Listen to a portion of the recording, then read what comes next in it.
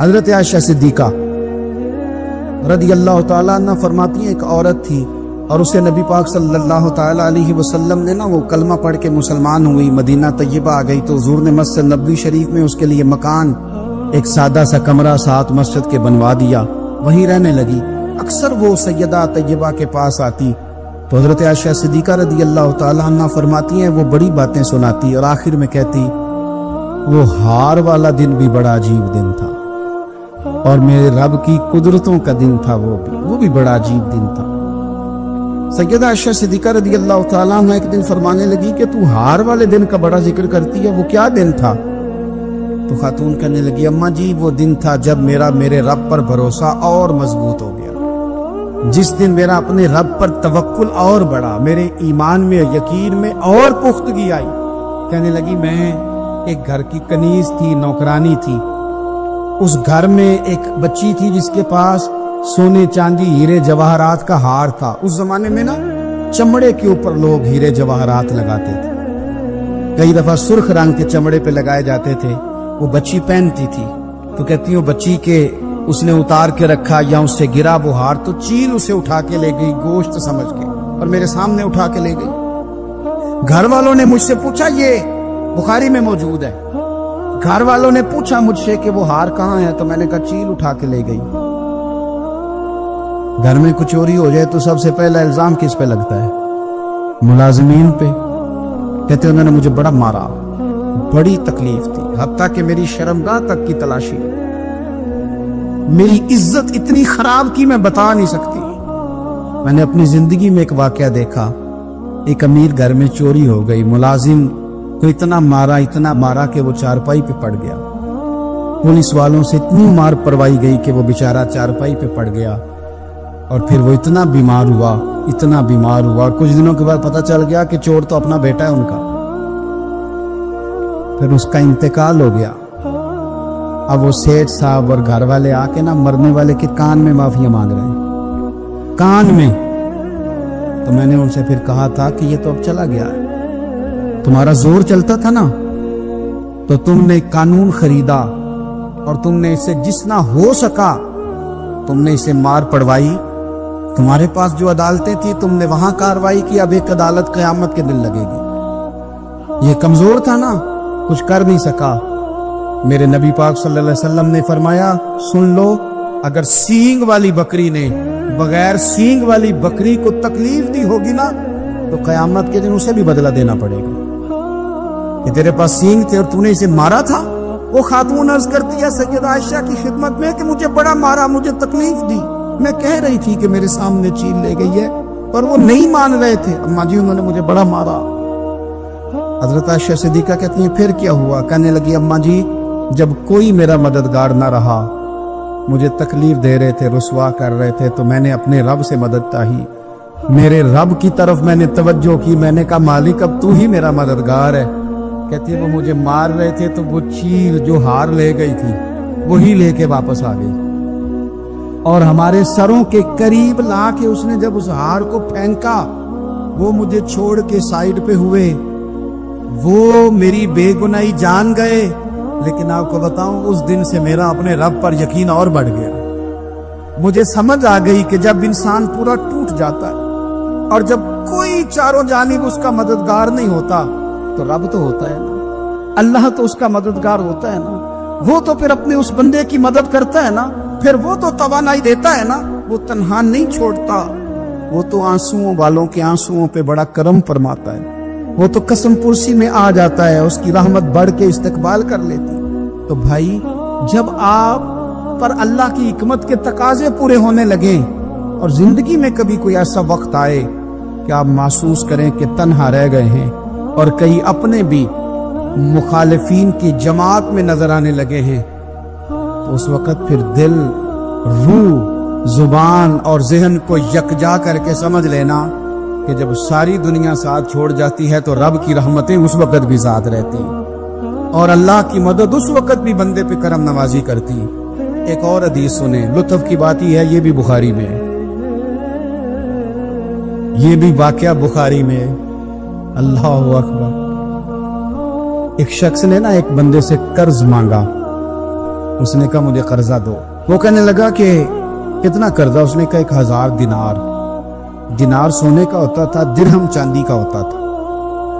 1000 دینار چاہیے۔ اس نے کہا کوئی گواہ ہے تیرے پاس؟ غریب کا گواہ بھی کوئی نہیں بنتا۔ کبھی الجھ جائے نا کوئی بندہ تو کئی اپنے بھی کہہ دیتے ہیں کہ ہم اس کے قول فعل کے ذمہ دار نہیں ہیں۔ ایک غریب آدمی کو قرض کی ضرورت پڑ گئی، 1000 دینار چاہیے۔ میں کہہ چکا ہوں کہ درہم چاندی کا ہوتا تھا، دینار سونے کا، اب 1000 دینار لینا ہے۔ جس بندے سے اس نے کہا، اگرچہ وہ نیک بندہ تھا، اس نے کہا یار 1000 دینار دے دو، تو کہنے لگا کوئی گواہ ہے تیرے پاس؟ وہ کہنے لگا غریبوں کا گواہ کون ہوتا ہے؟ ہاں ایک گواہ ہے۔ کہا کون؟ کا میرا رب، وہ تیرے اور میرے بیچ گواہ ہے۔ اس نے کہا کوئی کفیل، اگر تو پیسے نہ دے سکے تو وہ بعد میں دے دے، یا تجھے کچھ ہو جائے تو وہ دے دے۔ اس نے کہا کفیل بھی میرا اللہ ہی ہے، میرے پاس اگر ہے تو رب کریم کا نام ہے، اگر اعتماد کر سکتا ہے تو کر لے۔ بندہ نیک تھا، اس نے کہا رب کے نام پہ، رب کی کفالت پہ، اللہ کو گواہ بنا کے میں تیار ہوں تجھے 1000 دینے کو۔ اس نے 1000 دینار دے دیا۔ وقت واپسی کا طے ہو گیا، وہ چلا گیا پیسے لے کے۔ اس نے پوری محنت کی کہ میں نے وقت پہ پیسے لوٹانے، پوری محنت بھی کر لی، اللہ نے مدد بھی کر دی، پیسے بھی اس تاریخ کو اسے مل گئے۔ بعد لوگوں کا تو لوٹانے کا دل ہی نہ ہوتا۔ فرمایا حدیث پاک میں کہ تو لوٹانے کا ارادہ کر، رب تیری مدد بھی فرمائے گا۔ لیکن یہاں بہت سارے لوگ کہتے ہیں خیر ہے، ارادہ ہی نہیں، تو پھر جس طرح کا بندے کا گمان ہو رب بھی اسی طرح کا معاملہ فرماتا ہے۔ اس نے پیسے جمع بھی کر لیے اور واپس دینے کو تیار بھی ہو گیا، لیکن رستہ بحری جہاز کا تھا، کشتی کا تھا، دریا کے رستے واپس آنا تھا۔ اب وہ جب آ گیا دریا کے کنارے تو بڑی کوشش کی، پر وہاں اسے کوئی کشتی نہیں ملی۔ وقت پہ پیسے لوٹانے ہیں، سفر کرنا ہے، اب سواری میسر نہیں ہے۔ سوچ سوچ کے پریشان تھا کہ میں نے تو اللہ کے نام پہ لیے۔ اچانک دل میں ایک تجویز آئی، اس نے ایک لکڑی لی، لکڑی کو اندر سے کھولا، 1000 دینار اس میں بھرا، بخاری پڑھ رہا ہوں، اور ساتھ ایک خط بھی لکھا کہ یار میں پیسے پہنچانا چاہتا تھا پر مجھے کوئی چیز نہیں ملی دریا کے اس پار آنے، اللہ کے نام پر تیری طرف روانہ کر رہا ہوں۔ اور یہ کہہ کہ وہ لکڑی دریا میں رکھ دی، وہ لکڑی ڈوب گئی ہے، واپس آ گیا۔ وہ جس نے پیسے لینے تھے وہ عین مقررہ وقت پر دریا کنارے آیا۔ صبح سے سرے شام تک اس نے انتظار کیا، دل ڈھلنے لگا تو دل میں خیال آ گیا کہ یار نہیں، اس نے دینے ہی نہیں، جھوٹا وعدہ کر گیا، پہنچا ہی نہیں وقت پہ۔ اب جب واپس لوٹنے لگا تو اچانک دریا میں ایک لکڑی تیرتی ہوئی دکھائی دی، کہنے لگا لے جاتا ہوں، شام کو روٹیاں پکانے کے کام آئے گی، ایندھن بنا کے جلا لوں گا، ہنڈیا پک جائے گی۔ لکڑی اٹھا کے جلانے کے لیے گھر لایا، گمان تھا کہ وہ نہیں آیا وعدہ کر کے، اللہ کو کفیل اور وکیل بنا کے اور گواہ بنا کے پھر بھی نہیں آیا۔ لکڑی لے کے گھر گیا، بخاری ہے، اور جب اس کو چیرا نہ کہ میں اس کی آگ جلاؤں گا، کھولا تو اندر سے 1000 دینار بھی نکل آیا، خط بھی نکل آیا۔ اب ذرا سمجھنا، اس کے دل میں بات کس نے ڈالی کہ تو لکڑی میں پیسے ڈال دے؟ اللہ نے۔ اس بندے کو مقررہ وقت پہ کنارے بھیجا کس نے؟ لکڑی صرف اسی کے ہاتھ آئی تو یہ بندوبست کیا کس نے؟ اللہ نے۔ گھر جا کے چیری تو پیسے بحفاظت اس تک پہنچائے کس نے؟ تو پھر ہمیں بھی توجہ اللہ کی جانب ہی کرنی چاہیے، ہمارے بھی دل کی توجہ رب کی طرف ہی ہونی چاہیے نا، ہمیں ادھر ادھر جانے کی، دیکھنے کی، بندوں پر غور کرنے کی ضرورت کیا ہے؟ وہ پیسے پہنچ گئے، یہ وہاں اپنی جگہ پہ پریشان تھا، اس نے 1000 دینار اور جمع کیا۔ پھر دوبارہ ایک دن دریا کنارے آیا، کشتی مل گئی، بیٹھ کے اپنے اس بھائی کے پاس آیا، کہنے لگا دیکھنا مجھ پر بدگمان نہ ہونا، پیسے اس تاریخ کو بھی جمع کر لیے تھے، دریا پہ آیا تھا پر کشتی نہیں ملی تھی، پھر میں نے نا لکڑی میں ڈال کے خط ڈال کے تیری طرف بھیج بھی دیے تھے، لیکن آج میں پھر لے کے آ گیا ہوں۔ وہ کہنے لگا خوش ہو جا، جس رب کو تو نے میرا اور اپنا گواہ بنایا تھا اس رب نے میرے تک پہنچا بھی دیے ہیں۔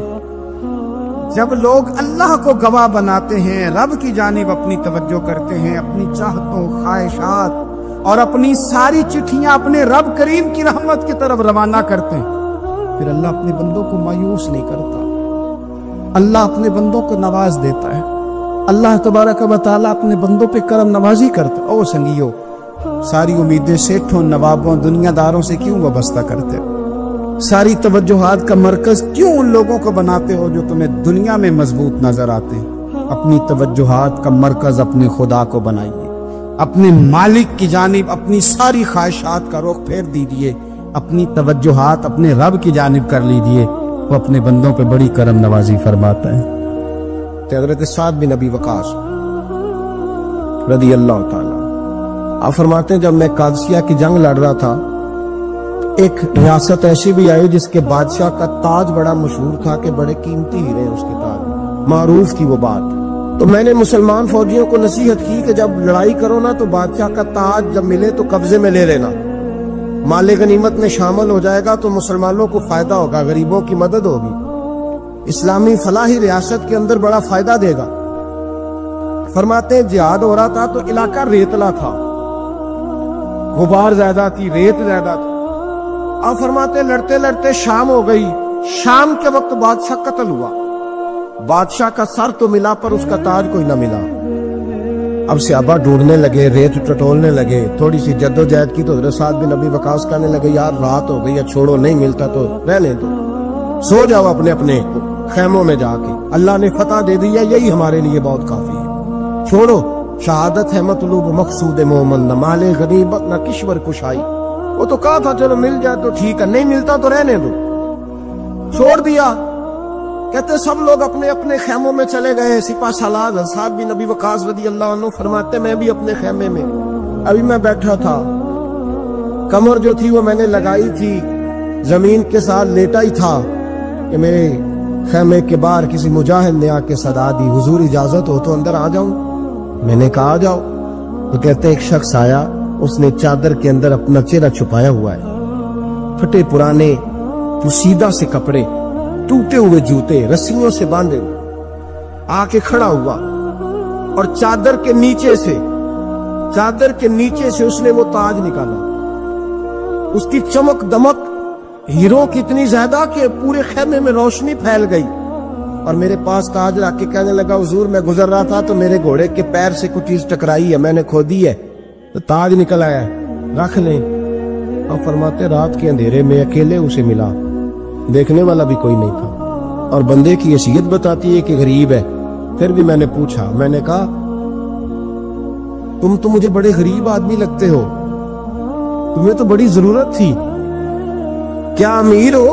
کیا تمہارے حالات کس طرح کے؟ تو کہتے مجھے کہنے لگا حضور 12 بچوں کا باپ ہوں، اور جب جہاد کے لیے آیا تھا تو گھر میں صبح کا کھانا تھا، دوپہر کا کوئی نہیں تھا، حکم ہوا جہاد کے فرض ہونے کا تو نکل آیا ہوں، کچھ سرکہ کچھ چھوٹا سا سامان ان کے لیے چھوڑ کے آیا ہوں، اللہ کریم ان کی مدد کرے گا۔ تو فرماتے میں رشک آیا، اسے رشک، تو میں نے کہا جناب یہ تم نے رکھا کیوں نہیں؟ کہنے لگے وہ میری طرف دیکھ کے کہنے لگے حضور کیوں رکھوں، مجھے اس کی کیا ضرورت ہے، مجھے میرا رب کھلانے والا ہے، میرا رب دینے والا ہے، مجھے ضرورت ہی نہیں، میں کیوں رکھوں؟ دامان توکل کی یہ خوبی ہے کہ اس پر پیوند لگے ہوتے ہیں، دھبے نہیں ہوتے۔ فرماتے ہیں وہ دیکھ کے پلٹ گئے، ابھی وہ خیمے سے نکلنے لگے تھے، میں نے پیچھے سے آواز دی، میں نے کہا یار اپنا نام تو بتا، اپنا قبیلہ تو بتا، اپنے والد کا نام تو بتا، تو اتنا بڑا شخص ہے بتا تو صحیح۔ تو فرماتے انہوں نے رخ نہیں پھیرا، پلٹ کے میری طرف نہیں دیکھا، چہرہ باہر کی جانب، اور کھڑے کھڑے کہنے لگے حضرت سعد بن ابی وقاص سے حضور میں نے یہ کام آپ کے لیے نہیں کیا، یہ کام میں نے لوگوں کو اپنے باپ کا اور قبیلے کا نام معروف کرانے کے لیے نہیں کیا، میں نے یہ کام رب اور اس کے رسول کے لیے کیا ہے، اور جس رب رسول کے لیے کیا ہے وہ میرا نام بھی جانتے ہیں، میرے باپ کا نام بھی جانتے ہیں، میرا قبیلہ بھی جانتے ہیں۔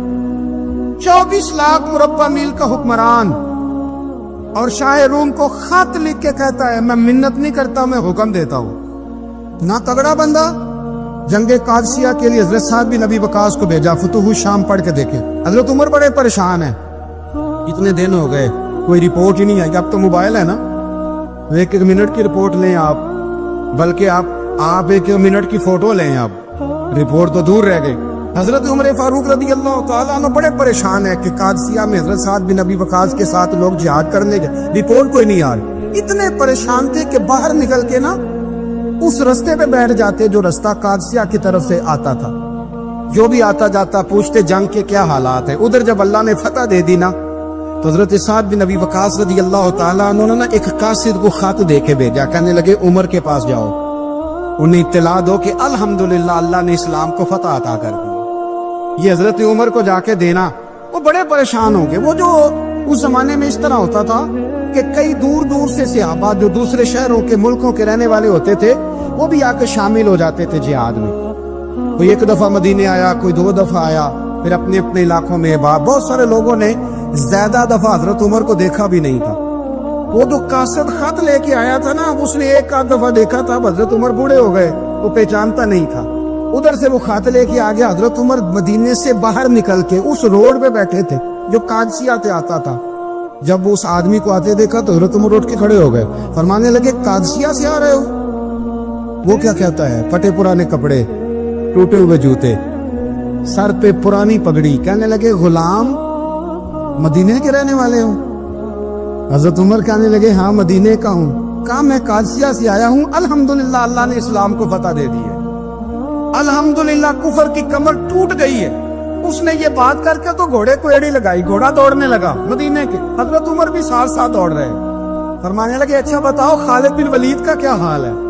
تھوڑا آگے جا کے فرمانے لگے اسامہ بن زید کیسے ہے؟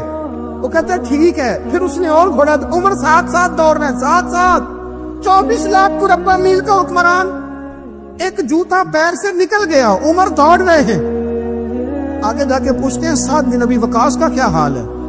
تو حضور وہ بھی ٹھیک ہے۔ کتنے لوگ میرے شہید ہو گئے مسلمانوں میں سے؟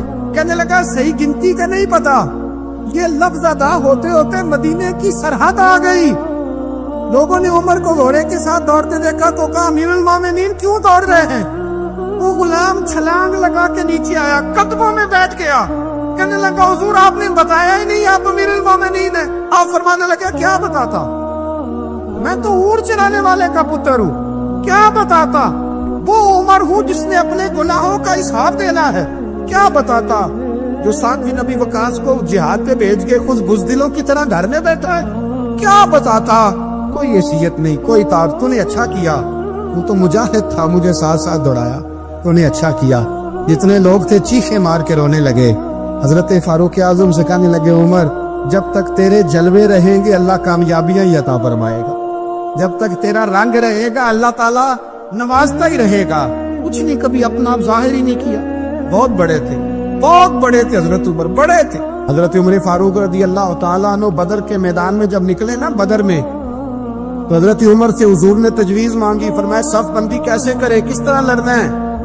جناب عمر فاروق رضی اللہ تعالیٰ عنہ کہنے لگے حضور یہ جتنے آئے ہیں نا کافر لڑنے، یہ کسی کا کوئی چاچا لگتا ہے، کسی کا کوئی ماموں لگتا ہے، کسی کا بھائی ہے، کسی کا بیٹا ہے، تو محبوبہ صف بندی کی کیا ضرورت ہے؟ جو میرے رشتہ دار ہیں میرے حوالے کریں، میں گردنیں کاٹ کے آپ کو دیتا ہوں۔ جو ابو بکر کے رشتہ دار ہیں وہ ابو بکر کے حوالے کرے، وہ گردن کاٹ کے دے۔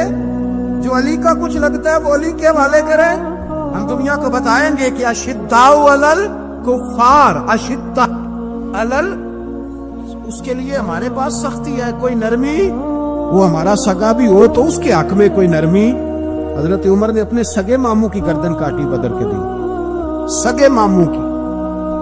حضرت ابو عبیدہ بن جراح، سنو اسلام امن کا درس دیتا ہے، محبت کا درس دیتا ہے، بھائی اسلام ہی تو امن کا درس دیتا ہے، پر جڑی بوٹی کاٹنا بدامنی نہیں ہوتا، ظالم کا ہاتھ پکڑنا بدامنی، اور امن والے اور ہوتے ہیں بزدل، ان دونوں میں فرق ہوتا ہے۔ امن والا بننے کا کہا گیا ہے، بزدل بننے کا کہا۔ میرے نبی پاک نے جو بدر میں تلوار اٹھائی تھی، زرہ پہنی تھی، حضور علیہ السلام نے لوہے کی جیکٹ پہنی تھی، تو وہ بھی میرے رسول پاک نے امن کے لیے ہی پہنی تھی۔ میرے نبی پاک صلی اللہ علیہ وسلم نے احد کے دن جو ہتھیار اٹھائے تھے تو وہ بھی امن کے لیے اٹھائے تھے، وہ بھی امن کے لیے حضور نے ہتھیار اٹھایا تھا۔ ہتھیار اٹھانا بد امنی کی علامت نہیں ہوتا میرے بھائی، یاد رکھ۔ حضرت ابو عبیدہ بن جراح نے میدان بدر کے اندر جب جنگ کا تبل پھجا، حالات بگڑے، جناب ابو عبیدہ بن جراح کہتے ہیں تاریخ نے ایک عجیب موڑ پہ مجھے لا کے کھڑا کیا۔ آپ فرماتے ہیں میرے لیے اللہ نے جو آزمائش رکھی وہ سب سے بڑی رکھی۔ فرمانے لگے جب میں میدان میں نکلا تو کافروں نے میرے سامنے جس کو لا کے کھڑا کیا وہ میرا سگا باپ تھا، آپ فرماتے ہیں اب مشکل بن گئی، عشق تے اگ دوویں ایک برابر، تے عشق دا سیک ودھیرا، اگ تے ساڑے ککھ تے کانے، تے عشق ساڑے تن میرا، تے اگ دا دارو می تے پانی، کوئی دسے ہے عشق دا دارو کیڑا، بلے شاہ تھے کچھ بھی نہیں بچدا جتھے عشق ہو رہا دا ڈیرا۔ فرمانے لگے اب میرے لیے سامنے باپ، ادھر بیٹا۔ آپ فرماتے ہیں دو رستے تھے، باپ بچاؤں یا رسول اللہ کا دین بچاؤں۔ ایک منٹ تھا فیصلہ کرنے کے لیے کہ ابا بچے گا یا دین بچے گا، کفر بچے گا یا اسلام بچے گا۔ فرماتے ہیں میں نے منٹ پورا نہیں سوچا، میں نے تلوار اٹھائی، باپ کی گردن کاٹ کے گرائی اور رسول اللہ کا دین بچا لیا۔ باپ کی گردن کٹ کے گری اور نبی پاک کا دین بچ گیا، بچا لیا رسول اللہ کا دین۔ حضرت عمر نے ماموں کو مارا، حضرت مصعب ابن عمیر کہتے ہیں تاریخ مجھے بھی لا کے کھڑا کرتی ہے بدر کے میدان میں، تو کفر کا لبادہ اوڑھ کے جب سامنے آیا تو وہ میرا سگا بھائی تھا۔ سگا بھائی، ہزاروں قومیں وجود میں آئیں دھار میں خشک و تر کے رشتے سے، پر ہم نے بنیاد دوستی رکھی یاد خیر البشر کے رشتے سے۔ سگا بھائی کفر کا نمائندہ بن کے سامنے کھڑا ہوا۔ مجھے اکٹھے کھیلنا بھی یاد تھا، مجھے ایک برتن میں روٹی کھانا بھی یاد تھا، ایک ماں سے لوریاں سننا بھی یاد تھا۔ فرماتے ہیں یہ سارا کچھ یاد تھا، پر اسلام کے حق میں دیا ہوا خطبہ جو محمد عربی نے دیا تھا وہ بھی مجھے یاد تھا، مجھے رسول اللہ کی بتائی ہوئی باتیں بھی۔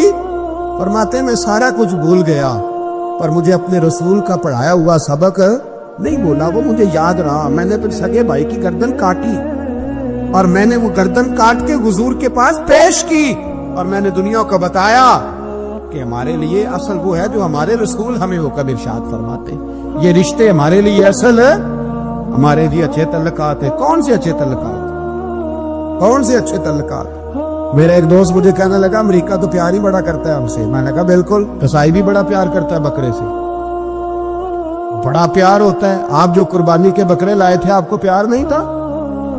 ذبح کرنے سے پہلے اس کو پانی بھی پلایا، چارہ بھی کھلایا، غسل بھی کرایا، پر آخر میں کیا کیا؟ بولے نا جی، یہ والا پیار کرتا ہے امریکہ آپ سے، دیتا ہے کبھی کبھی پیسے، کوئی شک نہیں اس میں۔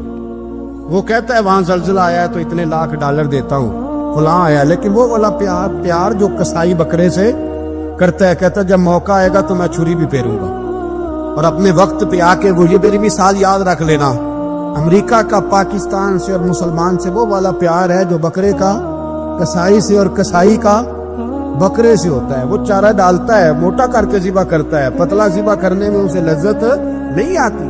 اور بھائی یاد رکھو حضرت ابو بکر صدیق رضی اللہ تعالیٰ عنہ، عرب کے لوگ جب جنگ کرتے تھے تو ایک ہاتھ میں ڈھال پکڑتے تھے، ایک ہاتھ میں تلوار پکڑتے تھے، لوہے کی ڈھال۔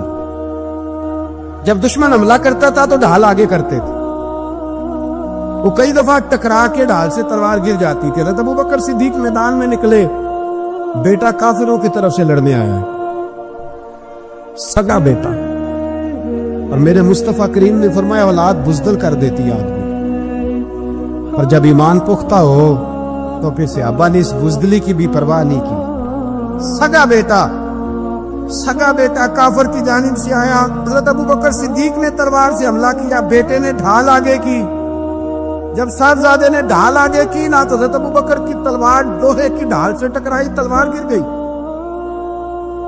اب حضرت ابو بکر نے ہتے ہو گئے، صاحبزادے نے اٹھائی تلوار، کہتا ہے جب میں مارنے لگا تو خیال آیا گھر تو میرا اجڑے گا نا، باپ تو میرا ہی ہے نا۔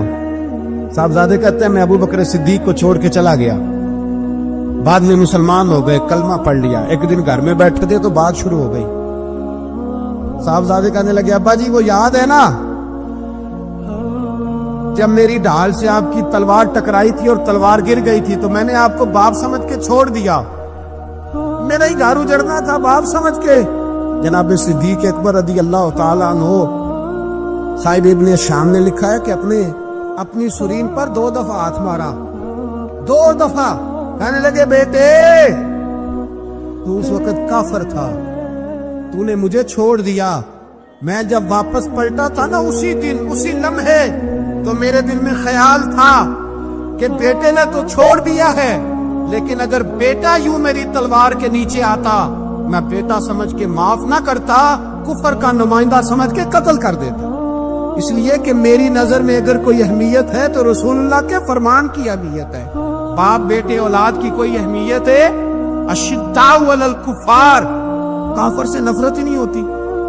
یہاں تو موج لگ گئی ہے ایک عام نوجوان سے لے کے عام آدمی سے۔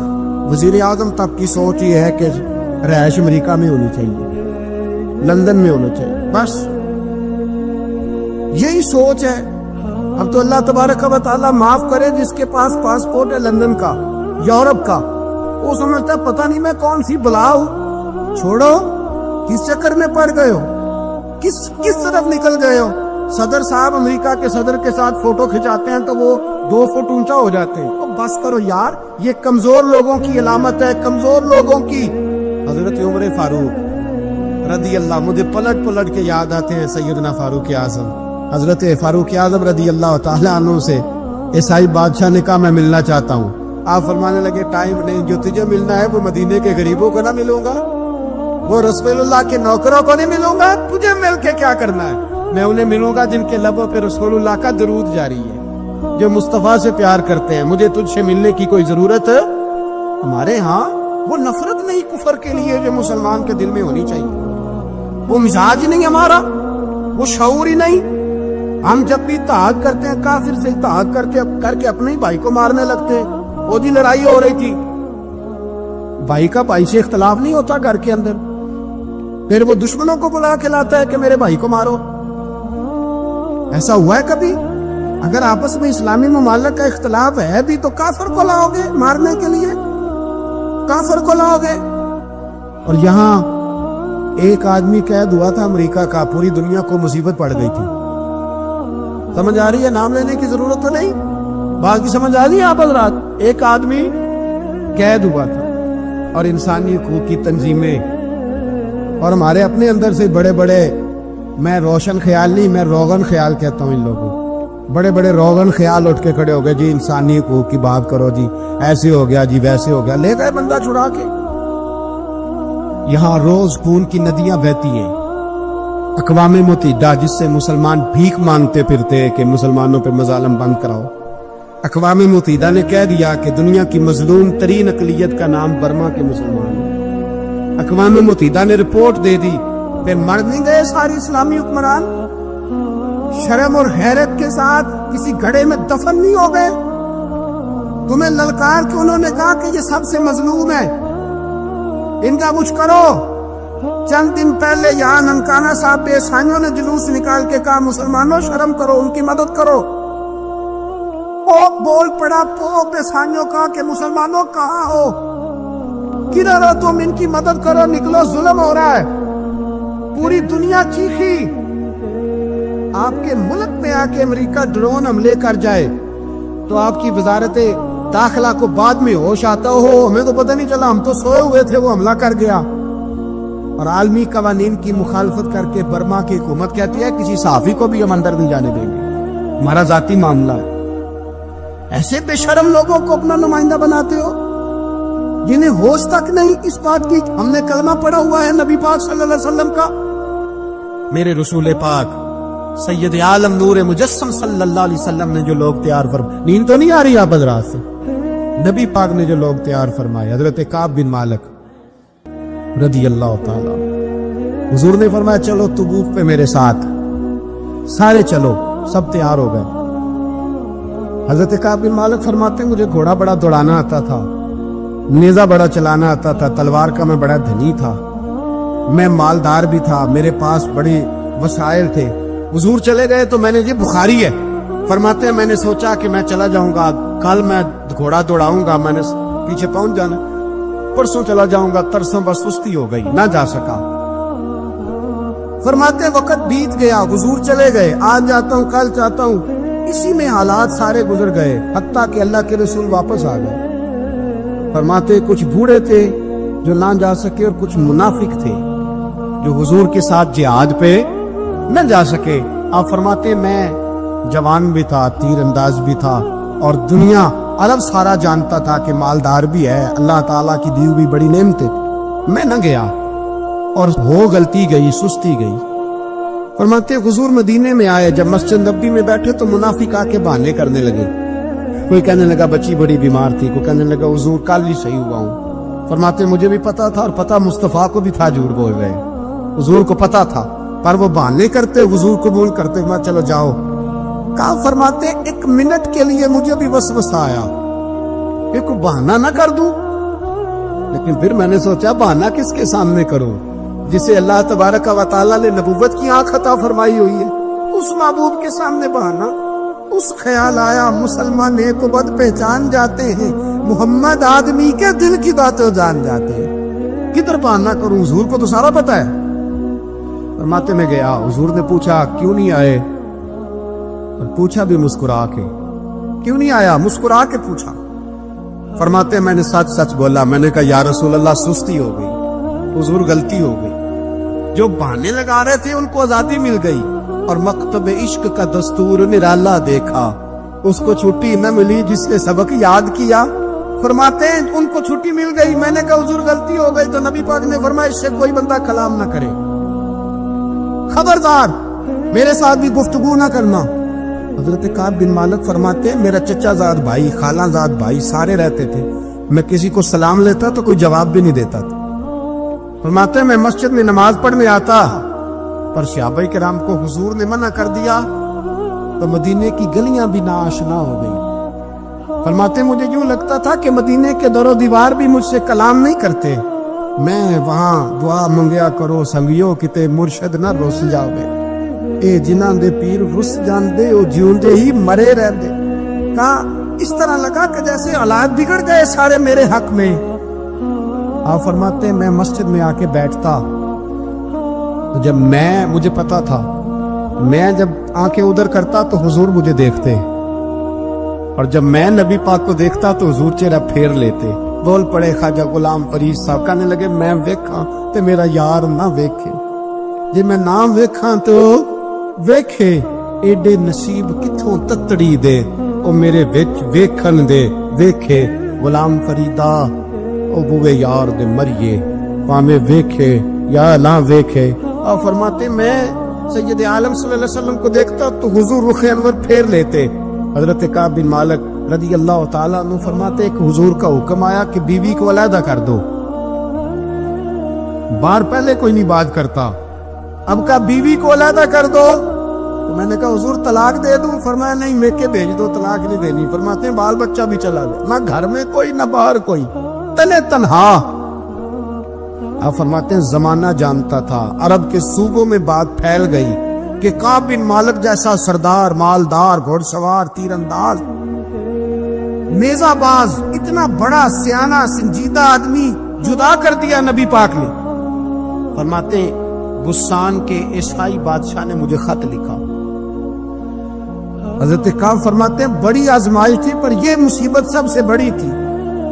غسان کے عیسائی بادشاہ نے خط لکھا، اس کا آدمی مجھے ڈھونڈتا پھرتا مدینے میں، میں ملا تو خط اس نے مجھے دیا۔ خط میں یہ نہیں لکھا تھا کہ کافر ہو جاؤ معاذ اللہ، یہ نہیں لکھا تھا عیسائی ہو جاؤ۔ اس نے خط میں لکھا کہ کعب ہم نے سنا ہے تمہارے نبی نے تمہیں چھوڑ دیا، ناراض ہو گئے، تم تو اس قابل تھے کہ صوبے کے گورنر بنائے جاتے، تم تو بڑے عہدے کے قابل تھے، تمہاری تو شہرت ہے سارے علاقوں میں، تم آ جاؤ ہمارے پاس، ہم تمہیں بہت بڑا عہدہ دے دیں گے۔ حضرت کعب بن مالک فرماتے اب میری چیخیں نکلی، اب میں تڑپ کے رویا، میں نے وہ اس کا خط پکڑا اور جلتے ہوئے تنور میں ڈالا اور مسجد نبوی میں سر سجدے میں رکھ کے میں نے کہا اے اللہ میرا ایمان اتنا ہی مشکوک ہو گیا ہے کہ کافر کہتے ہیں میں ان کے ساتھ مل جاؤں گا، اے اللہ میرا ایمان اتنا مشکوک کافر سمجھنے لگے ہیں کہ میں مسلمانوں کو چھوڑ کے ان سے اتحاد کروں گا۔ یہاں لوگ کہتے ہیں ہم نے پریشر کے لیے ان کو ساتھ ملایا ہے، ہم نے پریشر کے لیے کافر سے سمجھوتا کرو گے، اپنے بھائی پر ظلم کرنے کے لیے بے ایمانوں کے ساتھ دوستی کرو گے۔ حضرت کعب بن مالک فرماتے میں نے تندور میں ڈالا، میں تڑپ کے رویا، میں نے کہا اے اللہ میرا اتنا امتحان نہ لے کہ کافر سوچنے لگے کہ میں اسے سمجھوتا کروں گا، اے اللہ مہربانی فرما اتنا امتحان نہ لے۔ روتے روتے گھر گیا، سحری تک روتا رہا۔ ایک آدمی دوڑا آیا، کہنے لگا کعب جلدی چل، حضرت جبریل آ گئے ہیں، اللہ نے تیری توبہ قبول فرما لی ہے، رسول پاک نے تجھے یاد فرمایا ہے، چل آ جا۔ حضرت کعب بن مالک فرماتے میں قدموں میں گرا اور میں نے کہا محبوبہ میرا سارا ہی مال لے لے، حضور میری ساری صلاحیتیں لے لے، رکھ لے سارا کچھ، مجھے وہ مال نہیں چاہیے جو آپ کے دروازے سے دور کر دے۔ حضور وہ دولتیں میرے کس کام کی جو آپ کے دروازے سے دور کر دے؟ بے نور بے چراغ جو محفل ہو پھونک دو، اعظم بلا سے اپنی وہ ہستی ہی کیوں نہ ہو، جو چیز اس کی راہ میں حائل ہو پھونک دو۔ حضرت